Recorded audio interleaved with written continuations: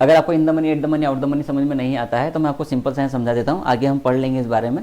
ये देखो, ये जहाँ पर मार्केट चल रहा है उसको हम एट द मनी कहते हैं। क्लियर है? अब क्या है, कॉल के लिए एट द मनी अलग हो जाएगी और पुट के लिए अलग हो जाएगी। कैसे? देखो, कॉल का मतलब होता है अपसाइड, पुट का मतलब होता है डाउनसाइड।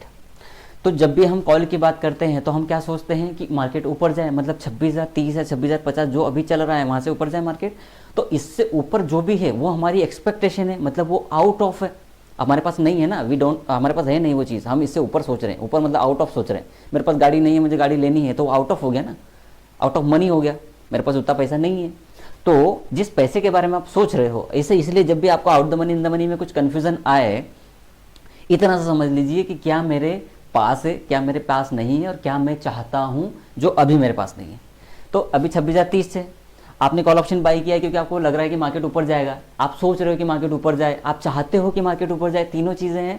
तो जो आप चाहते हो वो आउट ऑफ मनी हो गया। तो इसके बाद की जितनी स्ट्राइक है, ये 26,050 के बाद कॉल के लिए ऊपर प्लस में, इसको प्लस कर दीजिए, इसके प्लस में जितनी भी सारी हैं वो सारी OTM मतलब आउट ऑफ मनी हो जाएंगे, या आउट द मनी कहते हैं उसको हम। इस आउट द मनी है वो OTM, out of money OTM एक ही चीज़ है, out the money out of money है। ठीक है?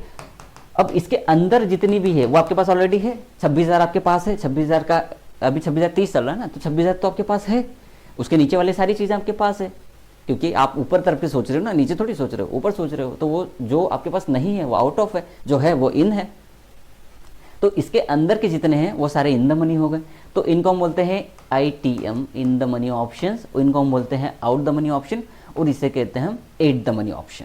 एक चीज़ ये भी बता देता हूँ कि जैसे जैसे मार्केट चेंज होगा वैसे वैसे in the money, out the money, at the money सब चेंज हो जाएगा। जैसे मार्केट अभी 26,030 रहा है, मार्केट अगर 26,100 हो जाएगा तो ये 26,100 वाली एट द मनी हो जाएगी।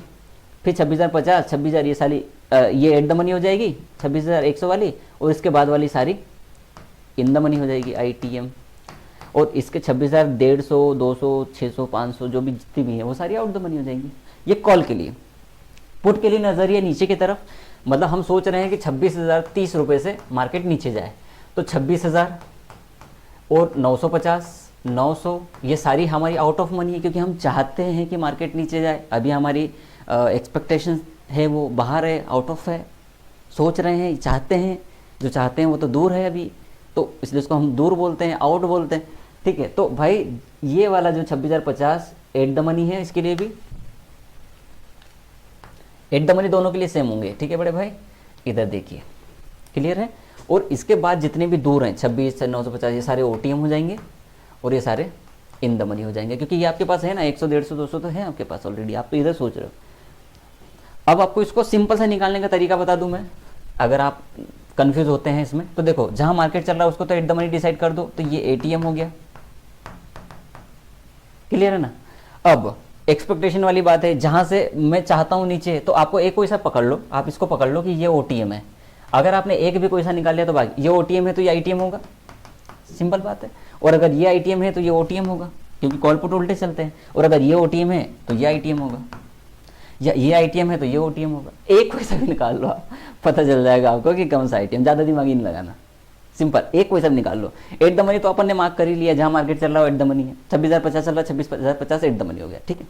और उसके दूर कॉल के लिए अपन दूर सोचते हैं, तो उसका OTM निकाल लो। इसका OTM होगा तो इसका ITM होगा, इसका ITM होगा तो इसका OTM होगा, इसका OTM होगा तो ITM होगा। इतना सिंपल है।